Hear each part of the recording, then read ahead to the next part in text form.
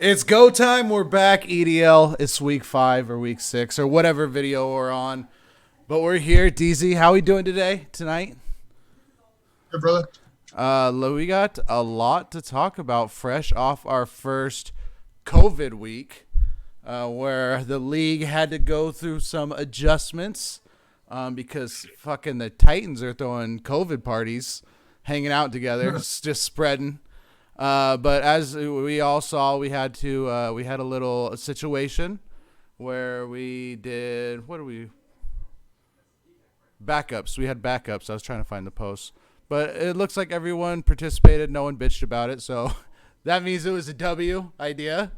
But going forward, maybe I paid attention a lot to Twitter. I'm kind of going into just shit to talk about, cleanup time. But anyways, paid attention a lot to Twitter and kind of like the moods and how different commissioners. My fantasy league, this site we used, was actually retweeting a lot of stuff, a lot of different polls. It kind of seemed like the redraft crews were like, don't do anything, fuck it. If they play them and they don't play, whatever, it's their loss. But it seemed like more of the dynasty leagues, keeper leagues, were the leagues making adjustments. So I felt that, and then Pete brought it up, and just other people I know had stuff going on, but felt like it was needed. This won't happen every time. It will be a case-by-case thing. Again, if your player wakes up with COVID on Sunday or Monday and you're stuck without, you're stuck without. But as far as postponing games and games that are unsure of we're going to get play and we know ahead of time, potentially we could just go with this going forward. Other house cleaning stuff, I haven't really done shit. So this week is slow. Penalties, people's contracts, I'm probably missing them. I did do tonight's blind bidding. There were some adjustments. First in a while. DZ, I know you were a part of. Did you see this yet? Yeah. Y'all. Oh, Seward saw it too. But yeah, a couple adjustments to Jerome, one to Dan. There were some bidding out there on a few different guys. Those are taken care of. The adjustments for your blind bidding, everyone's are the three are put in, are taken care of as far as your salary cap numbers and whatnot. That is all taken care of. But again, contracts, penalty years, different contract details have not been updated. What else is going on? I'm gonna be honest. I haven't looked at confidence pool. I haven't looked at shit pertaining to this. So we're just looking at it. Looks like Edwards had a solid week in confidence picks. Nice job, Edwards, making up some ground. Pete remains at the top. We got freaking 4 teams right here separated by 3 points. That's actually pretty tight right there. So, see, a lot of people already get their stuff in. I need to do mine still. I don't think anyone got knocked out of Survivor. Nope, everyone's still alive. No one had really had a big week. What was Mixon? Mixon was our big week of the week. Blah, blah, blah, blah. Anyways, didn't do much in that, but what I did do and what I did hint at last week and come up with, the hottest starts of the year. So I'm just going to fly into that before we break down last week's games and then feature what's going on, preview, because we do have some big games this week. I think it's a division week. I think everyone's got a division matchup, but not positive. We'll go into that, but let's our hottest start to the fantasy year. Let's see, where am I at? I put together. Oh, DZ disappeared. We got to bring back DZ. I'm right here. Maybe if I make that. Oh, there we go. Does this stay up if I go here? We have baby DZ in the corner. Nobody puts baby DZ in the corner, but we have him here. So what I did. Oh, hint. I know. I should have sent these to you so you can follow along. So you're just gonna have to. You can look later, but you're a tiny DZ in the corner. Anyways, so what I did is I went in the previous years to see who had the hottest start ever. Because if you look at it, 2020 right here, we have 3 5-0 teams. Never been done. We're an unprecedented.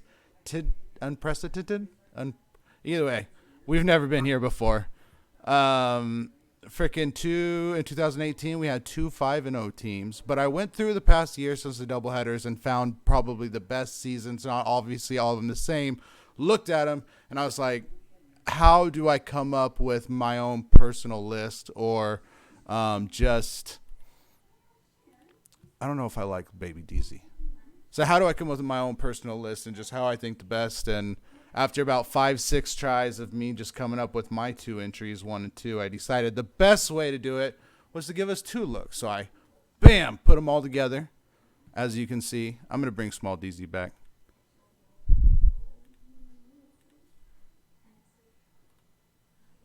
So as you guys can see it put together, this right here is the order of... Actually, I want to look at this one first. Bam.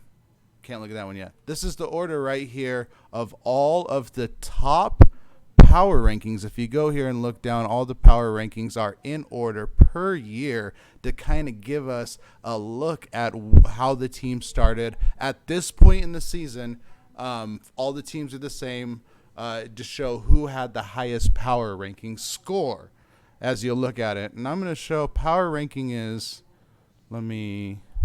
you can look it up. Look, all the things I look up. Power rankings. Search it. How are power rankings calculated? So you can go in here and find the power rankings, but obviously it brings in all of these different things and comes up with their own list. But this is kind of how I looked. I came up with 2 here. If you look at just the power rankings back in 2018, 38.66 is the highest power ranking we've ever had at this point in the EDL history. That was 2018 by Pete. You got Rupp, who this year's Rupp right behind him. If you look at the win-loss records, you'll see that this 2000, it's like 3-2 and 2000. That's actually 0. I don't know why everyone with a 0 came up with those $2,000 or 2,000 marks, but that actually be like number 3 on this list, which this was fucking ridiculous. 2018 Chris Seward was 3-2 at this point. Look at his numbers, his power ranking, his win-loss, and he was 3-2. His percentages here. Crazy start. Everyone else at this list 5-0, 5-0, 5-0, 5-0, 5-0, 5-0, 5-0, and then you got Seward randomly in the middle of 3-2. But this is our list as far as power ranking. It has Pete in 2018 and Rupp, this year's Rupp, number 2. Now, if we look at this other list that I put together, same teams, just different order. I ordered this one by my win-loss or the win-loss percentage of all play. I know that's something that a lot of people like, all play records. Maybe that determines what the best team is.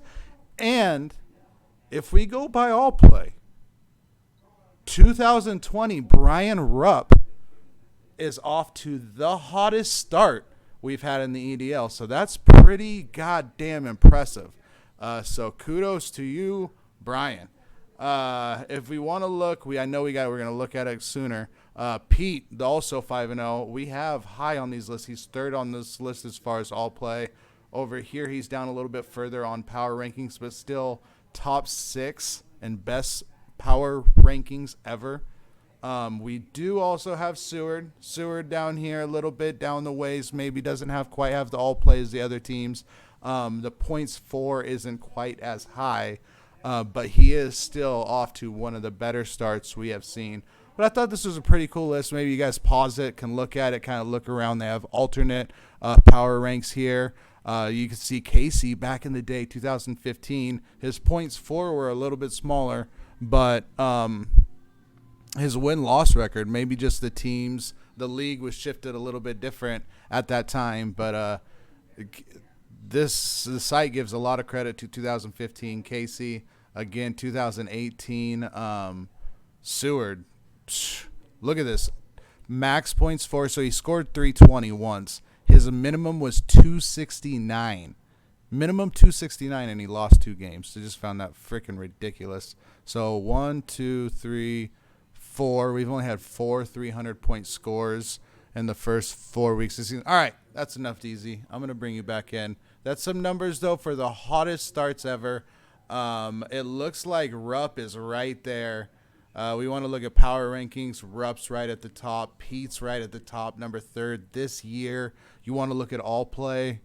No, this is power rankings. That was all play. You want to look at all play. You got Pete and Rupp right at the top. You want to look at power rankings. You have Pete, 2018. Pete was scary. 2018 Pete was scary. But then you have Rupp right there too. But you have some other names in the list.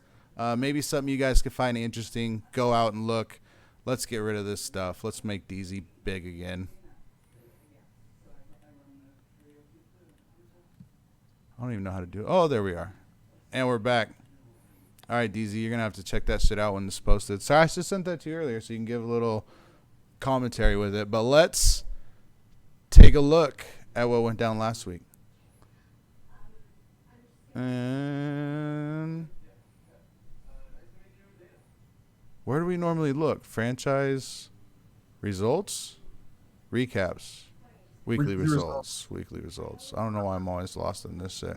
All right, first matchup we're going to take a look at is Rupp, who, as we know, is 5-0. Got a win last week over Edwards. Edwards only put up $190.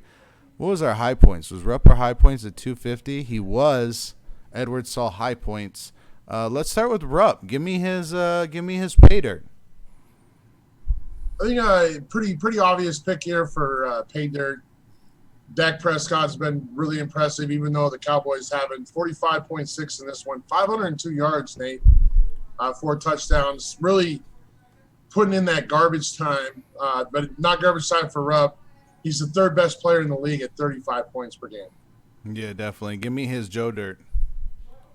Nate, you probably get to do one of these right here with this one. But DJ Moore has been kind of weak so far this season, only 8.9. I'm gonna do 2 of them. Only 8.9 points in this game. Only one game, Nate, so far this season with double digits. And really getting shown out by offseason signee Robbie Anderson. Robbie Anderson's the 9th receiver in the league with 17 points per game. That should be going DJ Moore's way. I don't know exactly what's going on. Like, if maybe their D coordinators are keying on DJ Moore. But so far, he hasn't been able to, build on that great sophomore season from last year. Yep, good week across the board. You see a lot of double-digit scores, even down in the defensive area. Rupp doing well. Let's take a look at Edwards' team, and I'm pretty sure I know who his pay dirt is. Just going to click on his name, and you start talking. Edwards, it's kind of funny. His Joe Dirt and pay dirt came from the same position. They combined for 42.8 points this week. Unfortunately, or fortunately, after missing 2 games, George Kittle counted for 40.3. One of the best games you're probably going to see from a tight end here. 15 catches, 183 yards for George Kittle. One touchdown. Man, that's an amazing game from your guy. And Edwards needs Kittle back in his lineup to stay. Yeah, Kittle's definitely. So you covered, and then Gesicki, his other tight end. I've talked this guy up a lot. This is the most impressive combine I've ever seen from a tight end. A lot of hype behind this guy. A lot of it coming from Edwards.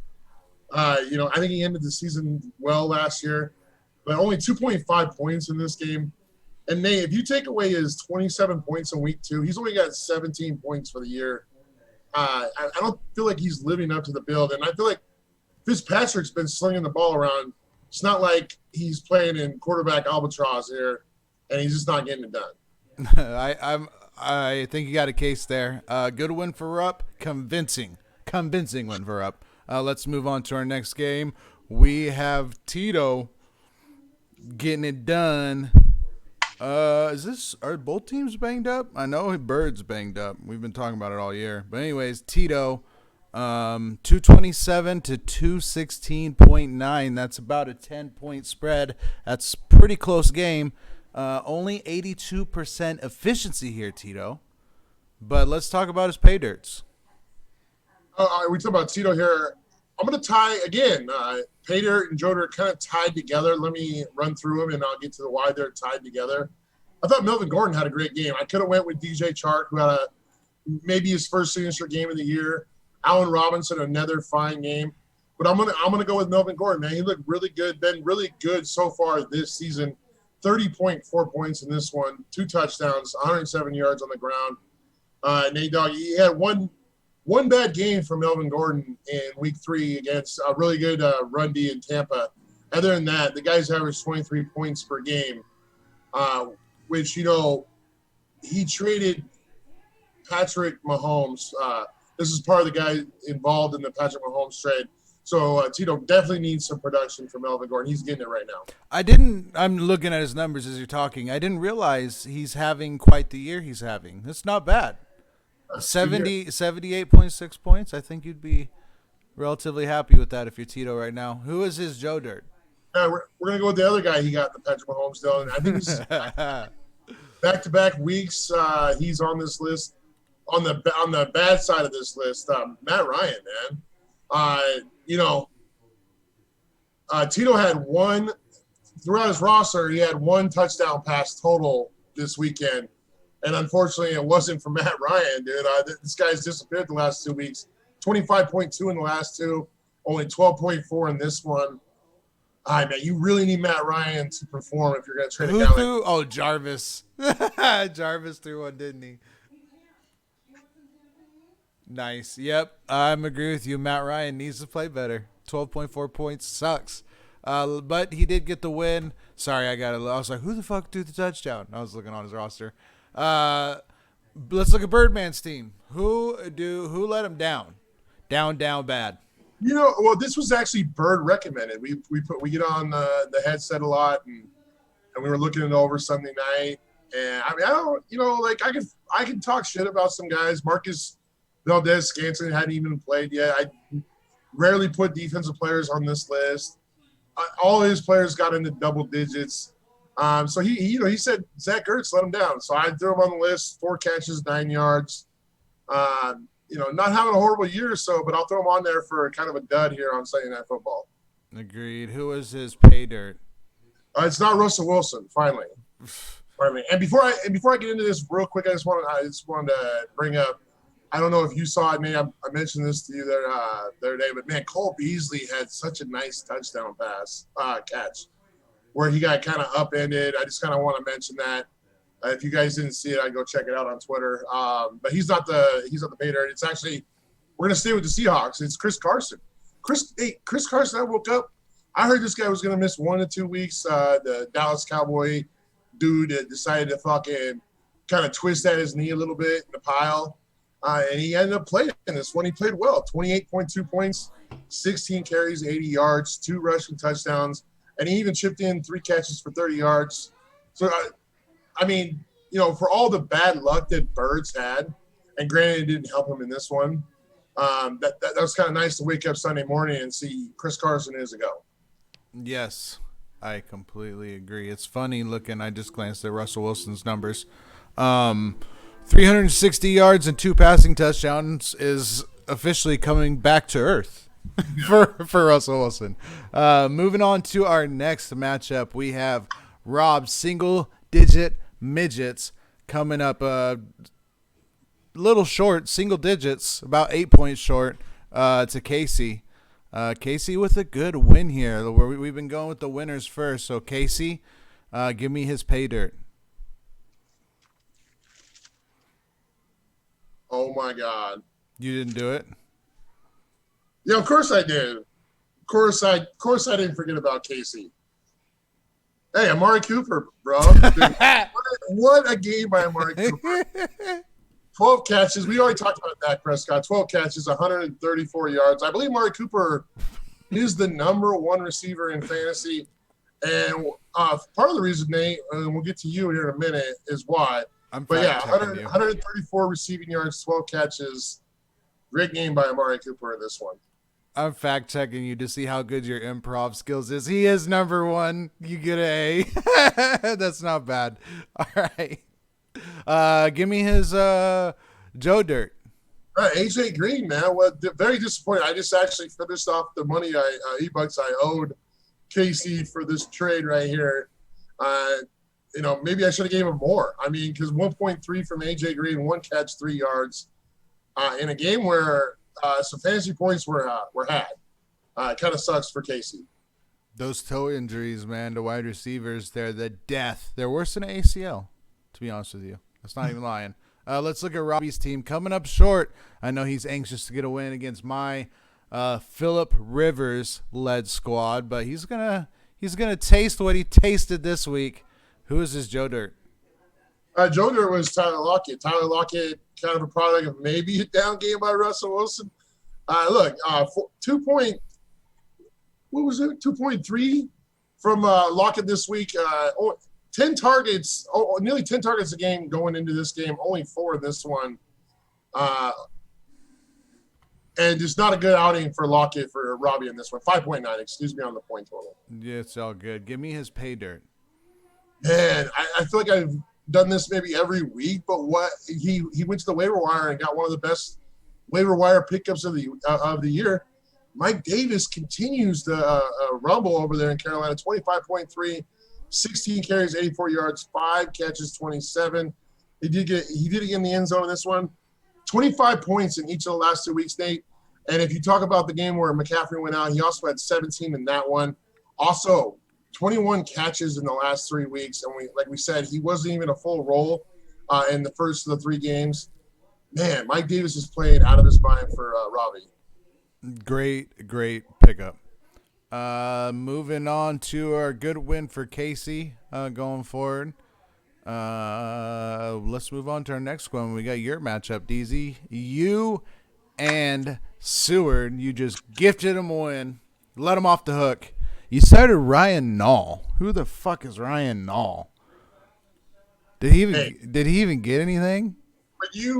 When you go 5, are you tanking? When you go 5 weeks without winning a game in all play, I mean, this is how you get it done. These are the kind of moves you have to make to pull that off. You have to put in a Ryan Nall. Look, man. I saw Pete picked up Artavius Scott. I saw, and I know this Ryan Nall guy is more of a fucking like H-back, but I mean, someone's got to do something in Chicago. I saw this guy was projected for 9 points. I'm fucking desperate. And let's chalk it up as this right here. I picked up 3 guys. Okay, I picked up 3 guys, and one guy I do want to mention on this real quick before I get to my 2 Joe Dirts, which is Ryan Nall is one of them. But anyways, I picked up 3 guys, Nate. I picked up Willie Snead, I picked up Robert Tonyan, and I picked up Ryan Nall. I put them all in the lineup. Okay, I got 37.8 from 3 guys. Okay, that's actually a bump. All right. And speaking of that, before I get to my 2 Joe Dirts, which I already got to 1 Ryan Nall. And I'm a man of my word. I'm going Joe Dirts all year long. I'm not going to do that. I'm not going to bring out a pay dirt just because someone had a good week. But you've heard about the ugly duckling, all right? Well, I had a guy on my team who was kind of like the pretty duckling, okay? So he needs to get a mention in this one. If you guys watch Monday Night Football, Robert Tonyan, Nate, this guy balled out. And, man, in a year where I'm, full depression, I'm on fucking all kinds of medication, I'm on suicide watch. Robert Tonyan put a smile on my face on Monday Night Football. This guy balled out. Bless his heart. 3 touchdowns. He saved easy, man. He saved easy. 6 catches, 98 yards, 33.8 points. Bless his fucking heart. This guy has earned a small part in my heart right next to Jeff Janis. Jeff Janis. Oh, man. You got anything else to say about your team? That's about it. All right, let's look at Seward's team. Who did good for him? Not like some crazy standouts in this one. I mean, like really good games. Like he's top heavy as fuck. We talked about this, but no one really separated themselves from each other. So I talked shit about his receiving core last week, and so I'm gonna go with Mike Evans. I'm gonna go 7 catches, 100 and where the fuck's my notes at? 122 yards, 1 touchdown. Nate, you were killing the Bucs early in this game. You were killing Tom Brady. And he came back and made you look kind of like a fool in this one. He gets me every time. Yeah, Mike Evans, they click it. I don't know if you saw his touchdown with Tom Brady, but it's kind of nice. Like Mike Evans kind of pointing up, like, hey, throw this bitch up. I got you. 6'5" receiver. He did that. He pulled it in. Mike Evans, despite kind of some inconsistent like yardage play, he's got a touchdown in every single game this year with Tom Brady. So they're clicking. I'm giving it to Mike Evans with a great game here with Tampa. His touchdown per catch ratio is almost as good as your boy Tonyan. Absolutely. All right, who is his Joe Dirt?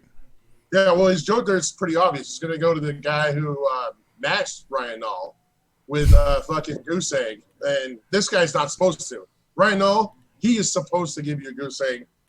Brandon Cooks is not 0 points in this one. Uh, only 3 targets as well. Um, double only one double-digit game for Brandon Cooks so far after the genius Bill O'Brien, executed a trade for this guy in the offseason. I don't know what's your opinion on Houston. Like, is Deshaun Jackson, is Deshaun Watson the same guy, or did D Hop make him kind of look a little bit better than he really is? Yeah. Kind of just going off. I mean, it's the same team, but I'm wondering out loud, like, what's going on is with Watson, because Cooks has been good in every stop he's been. I mean, are you just asking? I think Watson's still Watson. I think he's still a good quarterback. I don't think there's anything necessarily wrong with him, but I think that, yeah, definitely D-Hop is probably, like, this is the best quarterback you can be. Watson's, like, around here. This is the best wide receiver you can be. D-Hop's around right there. I think he definitely helped. I think D-Hop helped Watson more than Watson helped D-Hop, if that makes sense. But I still think he can win. Definitely need to get better. He doesn't have good arm strength. You know how I am about arm strength, guys, bro. You can't throw it 40 yards. You can't do it. You can't win for me. But that's just my thoughts on him. Philip Rivers is 3-1. Just so you know. Who else is there? Is that our last? Is there anything else? Did we talk about? That was you and. Sure. Yeah, we're done. All right, let's go on to the. Oh my God, we got so much to talk about. Jesus Christ. All right, mine and my little shitty squad that couldn't even put up 200 points. God damn. I know who my Joe Dirt is. Probably matches Ryan Nall. Probably matches Brandon Cooks, right? Who is you to come off talking shit about Ryan Nall? I'm gonna give you a little bit of happy news after this is all said and done. But dude, Calvin Ridley completely shit the bed for you in this one. Me.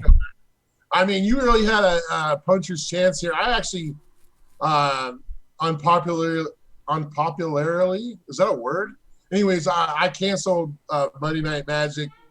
Part laziness, part fucking didn't care, part 0-50 all play, and then anyways, you actually almost came back here. Aaron Rodgers had a great game, and then Calvin Ridley, the best receiver in the game, point wise, put up an absolute dud again on Monday Night Football. Matt Ryan, I talked a lot of shit about him earlier, but he actually did throw for 289 yards, Nate. And not 1 yard went to Calvin Ridley. He had 5 targets in this game. Still couldn't bring in a catch. On the upside, though, hey, he's still wide receiver 3 in the league after a complete dud in this one. Yeah, he sucked. A little banged up coming into the game, but whatever. All right, who am I happy about? Joe Mixon? Oh, no, that's not you. Okay, sorry. Okay, so you had a lot of guys, obviously, to pick from here. We got Aaron Rodgers, we got Dalvin Cook. But I'm just going to just put a stake through my heart. I'm gonna go CeeDee Lamb. 25.4 in this one, 5 catches, 79 yards, 2 touchdowns. Double digits, Nate, in all 4 games this year, while Michael Gallup only has 1 double-digit game all year. I don't think that Gallup is a speed bump that we thought in CeeDee Lamb's way. I think he's clear number 2 in Dallas now.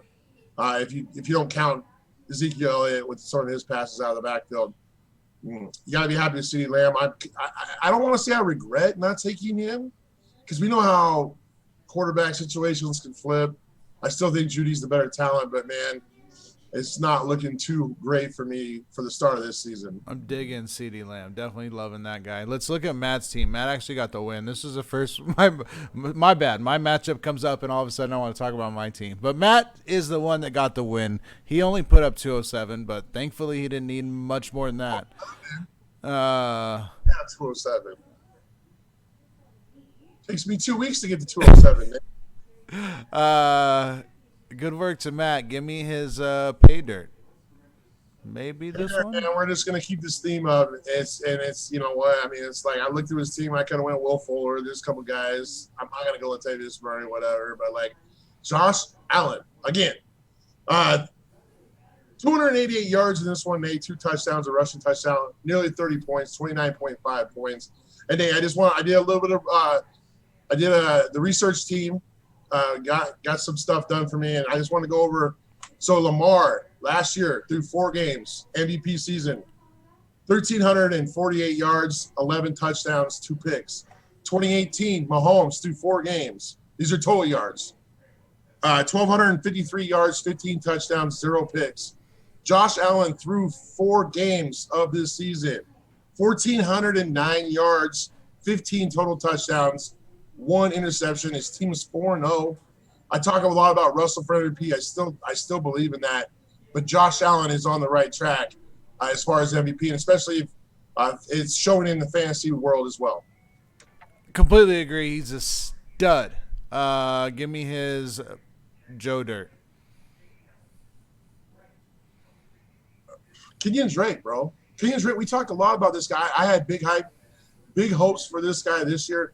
Man, he's barely average. He's averaging under 13 points per game, only 6.1 in this, 13 carries, 35 yards. In an offense that we think is somewhat high-powered with a quarterback that can run like Kyler, Kenyon Drake should be having a better season than this. Yep, I agree. Matt didn't need him this week. Good win, Matt. 90 efficiency to my paltry 79. My potential points was higher. I just fucking shat the bed. Me and Ridley. All right, let's look at our last matchup of the week. We had Jerome's team going up against Pete, 245.8 to 215.3. Pete got the win. Let's start with him. Who is his pay dirt? You said Pete? Oh, no, okay. Pay dirt is pretty obvious here. Odell Beckham showed out, 38.8. He did a little bit of everything, Nate. 5 catches, 81 yards, 2 touchdowns. And he also had 2 carries for 73 yards and a touchdown in this one. Nate, first, the research department getting after it today. First time since Odell's been over 30 points since week 5 of 2018. Nate, I got a question for you. I know you're the host, you're the moderator, but I got a question for you. Is Odell back? He's back. I'm in. I'm buying all in. He's back. All right, give me his Joe Dirt. Man, Joe Dirt. Injuries, man. Like 2 big, like Nick Chubb, Julio Jones. Julio Jones, he's missed a few games. Now he just came back and got hurt again. They could buy him for 12.7 in this one. I would love to feel bad for Pete, but I mean the dude's 5-0, has the most points in the league, and the second best all-play record. And you mentioned Rupp earlier as the best all-play record ever. Pete's only 1 game behind him. So I mean, I want to feel bad for my good friend Pete. I really do, but I don't really feel that bad because he's still killing it with a bunch of good players. That's entirely true. Jerome's team, what do we got for? Joe Mixon time? Is this Joe Mixon time? No, it's Joe Mixon time. 2 minutes uninterrupted.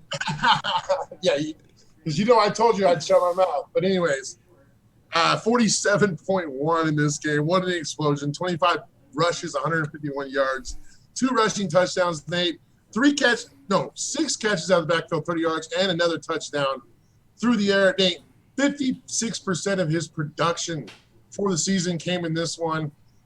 He started the game RB 35, and he's now right where you said he would be, despite your hate. He's RB 8. RB 8, dead man's RB. That's what I know. First time I've seen his usage like that, and I don't know how long. That many targets, that many carries. I feel like they just underuse him all the time. All right, what was his Joe Dirt? I mean, a lot of guys to pick from, which there normally is with Jerome's team. But there's a guy I want to talk about. I mean, Jonathan Taylor, Nate, and this is something maybe you could touch on when I'm done with my little spiel here, but only 12.3 in this one. Look, I mean, he's averaging over 17 points per game so far this season, but Nate, that's almost solely on volume and touchdown dependency here. Only 3.8 yards per carry. What gives here? This guy is the guy that the whole league loved would have been the number one pick of the draft if not for the landing spot of Clyde Edwards-Helaire. So you tell me, you the Colts expert, the Colts, guy in this chat, in this group, in this league. Tell me what's going on with Jonathan Taylor. He's trash. Put him on the trade block. Let me know. That's what we're going with. Nah, we're basic right now. I don't get it. Just the offense seems basic. The creativity is not really there, and Phillip Rivers is washed. So a lot of box stacking here. But I think there's better days and to come. His receptions have definitely dropped off, but I still. When you talk about box stacking, like when does the dopest, like this dope offensive line cancel that out?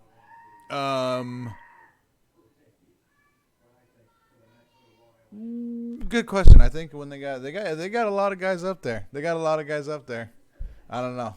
I think Jonathan Taylor's going to be fine, but I don't think until they get a better quarterback, I don't think Jonathan Taylor will really reach his peak. Maybe that'll be more next year.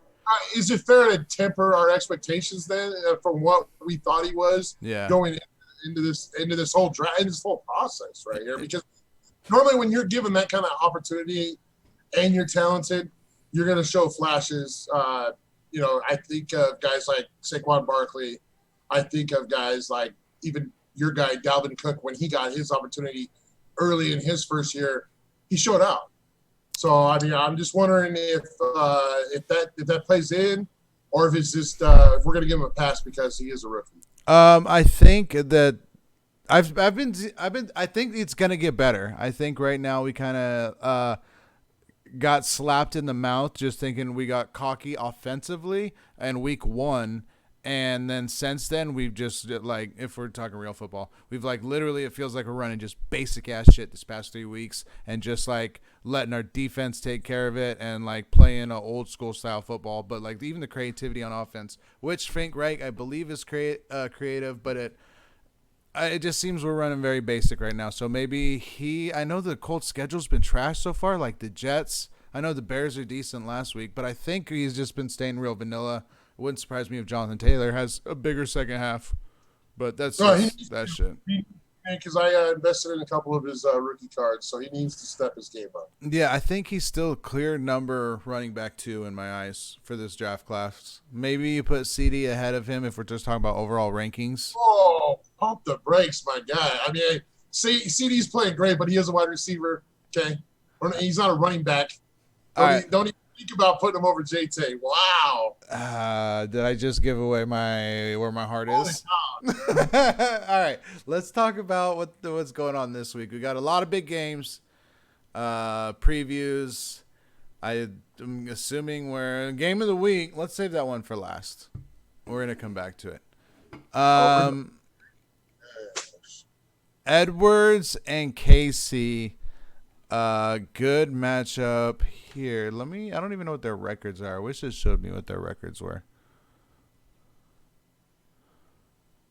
Casey's 2-3. Edwards is 2-3.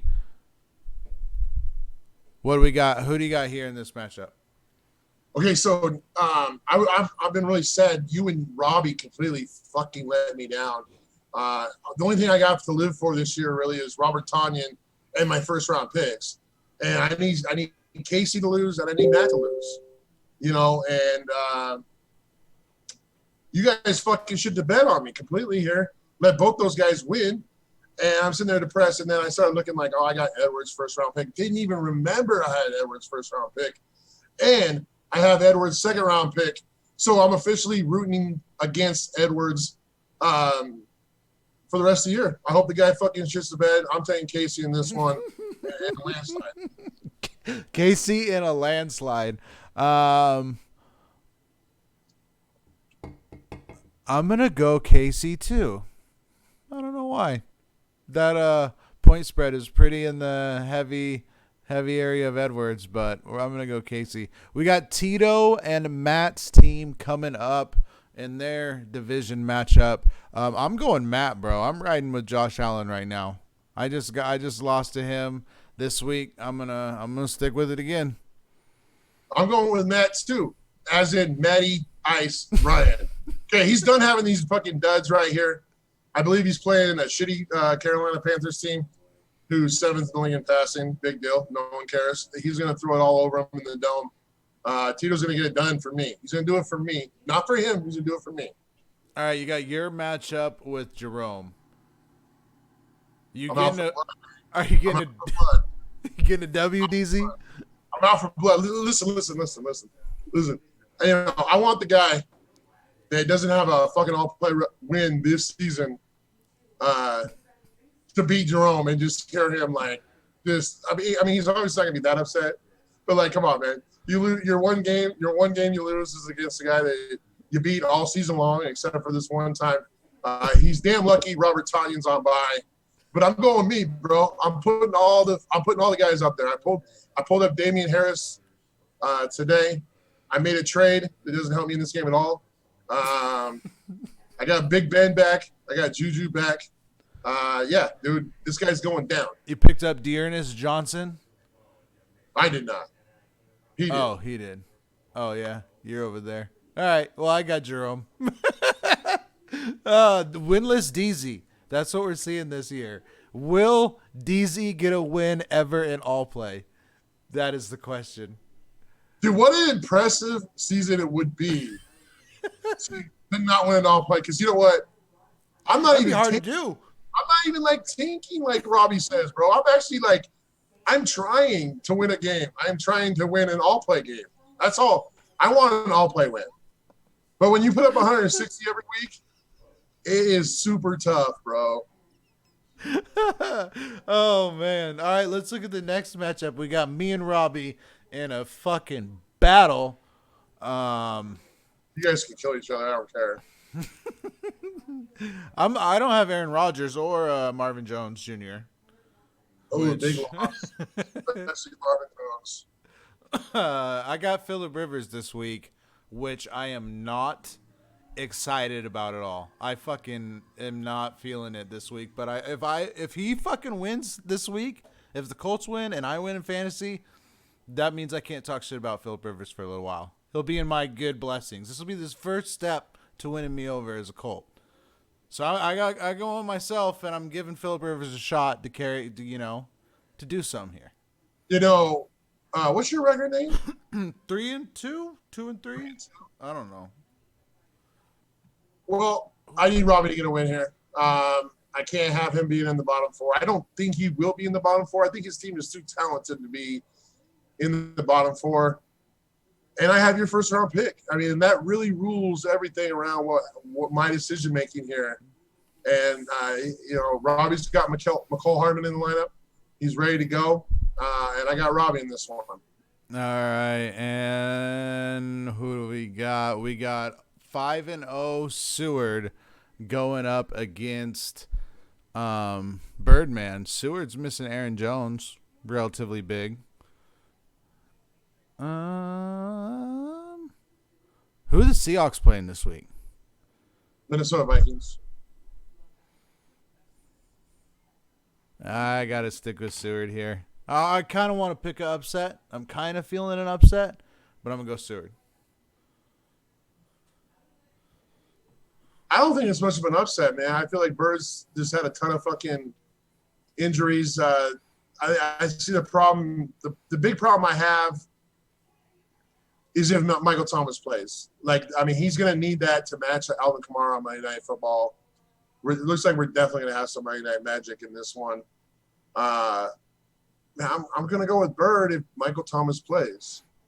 All right, and our last matchup of the week, we have the hottest of the hot, Brian Rupp's team against Pete, who is fucking right there anyways. As you mentioned, his all-play record is a 1 win-loss difference, so just as good.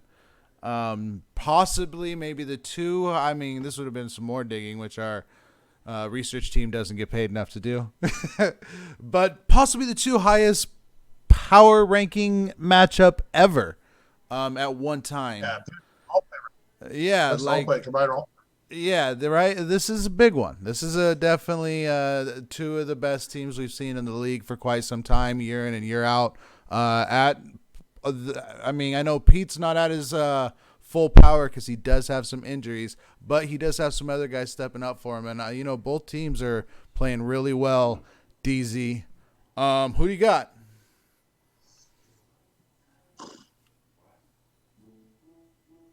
There's kind of an elephant in the well, not an elephant in the room, but like, man, Stephen Gilmore did put his hands on Patrick Mahomes. That's going to be a scary thing to monitor going forward here. Pete's got to hate Gilmore, right? Just Oh, he went from probably like, oh, Gilmore, he's a good corner. is he the go there now? I mean, if he takes out the fucking like the face of the league, bro, like there's definitely another reason to hate the Patriots. I'm with it. Definitely another reason. I really think Pete's gonna win this one.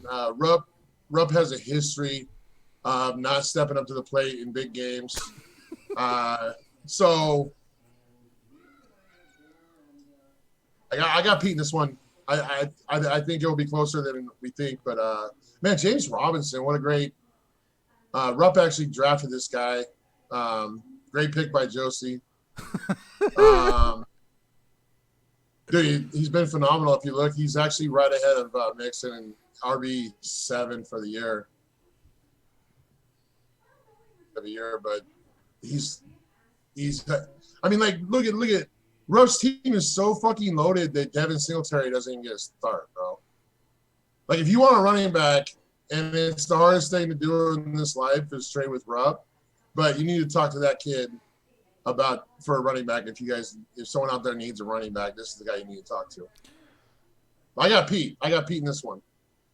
It's gonna be a good game. I'm gonna go with Rupp for the sole reason Nick Chubb got hurt and Kareem Hunt's now the starter, and I have a hill that I need to die on, and that's the Kareem Hunt hill, and I told you so. So Kareem Hunt Hill's gonna have a big ass fucking game. Now that you got Nick Chubb out of there, he's been playing good. Actually, no, he's not. Hold on. Can I do that? Hold on. Sidetrack. Over. Timeout. I'm flipping. I'm going to Pete. And hey, before you end the show and you get into this a little bit, can we talk about your Kareem Hunt integrity a little bit? Just a little bit. Like, because, I mean, you were talking this guy up, loving him. And then all of a sudden you trade him for a first-round pick, and then you go silent. And I think you even said negative things about the kid. But let's talk about your integrity on this front a little bit. Like, don't try to claim a W here with Kareem Hunt, please. Colts are playing the Browns this week. I forgot. So Kareem Hunt's officially now getting shut down, blowing up. I'm going with Pete because Kareem Hunt isn't going to – he's a good player, but not going to get it done this week. I got Pete in the win. That's it, DZ. That's it. We talked a little bit this week, but that's okay. Thank you, everyone. EDL, realest ever Dynasty League. See y'all next week.